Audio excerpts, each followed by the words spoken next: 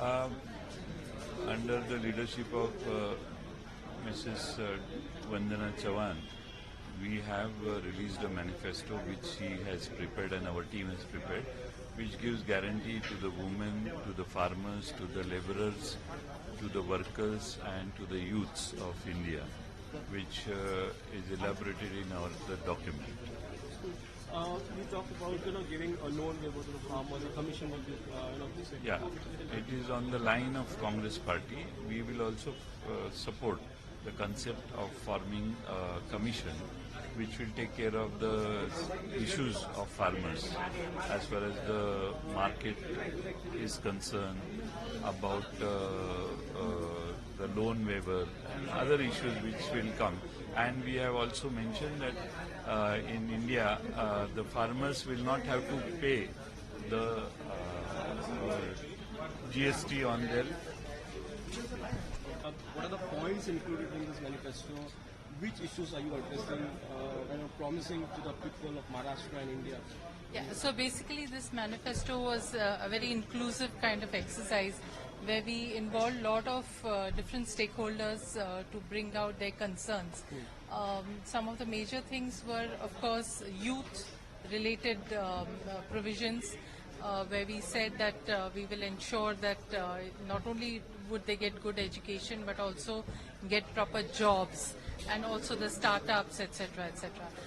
For the women and girls especially, we have again concentrated on their education, because education which will really be the basis for their empowerment. We have talked about safety of girls, because we've seen a lot of untoward incidents happening because of the safety of girls, especially in schools and colleges and in the community, even online cyber crimes. So basically the government should try and address these issues. We have talked about something called the safety audit in schools and colleges, which has never been talked about by anybody till now. So what are the hotspots where the girls or the women feel insecure is something that we have to concentrate on and address that. Then we have touched upon workers. We have talked about Migrant Workers Commission. We have talked about the farmers. Obviously, farmers will constantly be facing problems because of climate change.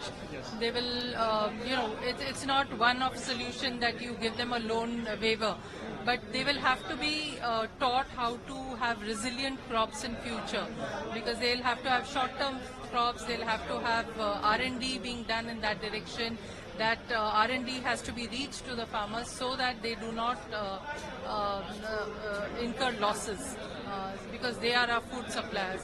And then we have a lot of other things as far as Samajik Nyay, social justice is concerned, to minorities, LGBTQ community, senior citizens, children, women, and several others. What catching the eyes in this manifesto, some of the points which are meeting with the lines of Congress party, giving 1 lakh per year to the women for poor family, then job securities, maybe a stipend to the youth when they join the mission.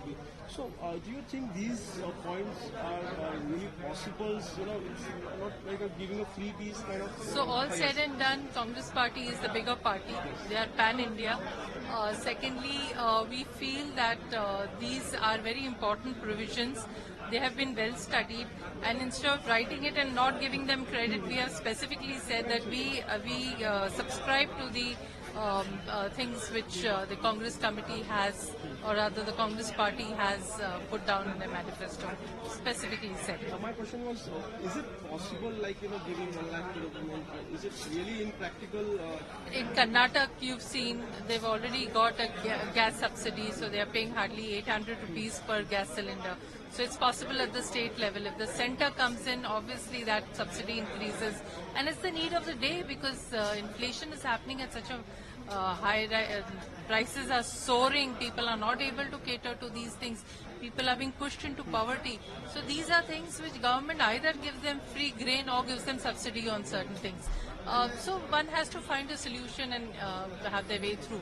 I think what we have addressed, which the probably other parties have not addressed so much, is one is environment, because we have to move toward net zero, and for that we have to whether it's industry, whether it's urban transport, whether it's urban other infrastructure, everything has to be seen through the lens of climate change and sustainability. That is something we have harped upon.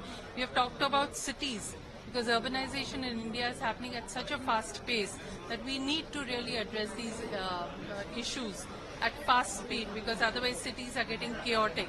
And therefore we have to understand what is the carrying capacity, whether we can have a municipal cadre, we need to have a comprehensive urban policy.